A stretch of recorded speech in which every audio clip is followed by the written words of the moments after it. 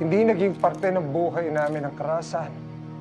Naging mapayapa, pamumuno ng aking lolo na si Gustavo Guerrero.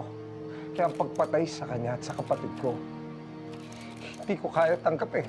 Alam namin na mahal ng mga Manilenyo si Don Gustavo. Kaya sigurado ako na nararamdaman niyo rin yung galit namin sa kung paano, kung ano ang ginawa ng mga masasamang tao sa kanya. Sanay kami na binabato ng mga imbentong issue. Pero wag naman sana ganito. May masamang balak pa pala sila para sa pamilya namin.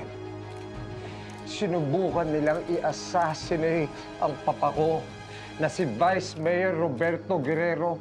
Pinatay nila ang lolo ko na si Gustavo, pati na rin ang kapatid kong si Erica. Kung alam ko lang, sana ako na lang eh.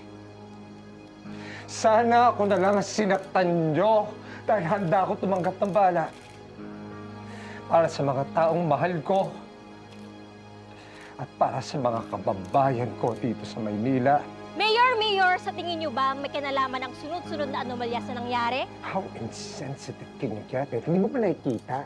Namatay yung lolo ko at kapatid ko! Pinubulitika mo ba kami? Pero Mayor, sinasabi ko lang kung ano yung nasa isip ng bayan. Luluksa kami. Wala kayong mga puso.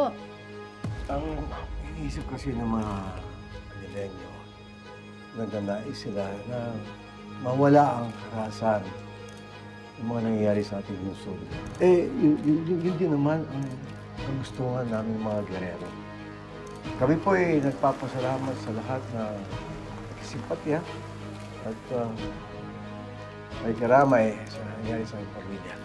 Pasensya na kayo ngayon dahil kailangan namin dumaan sa bigati sa nangyayari sa aming pamilya. At sana maintindihan nyo, bigay nyo kami ng konting tuwang para kami naman magkaroon ng pagkakataon sa aming mga nawalang minamahal.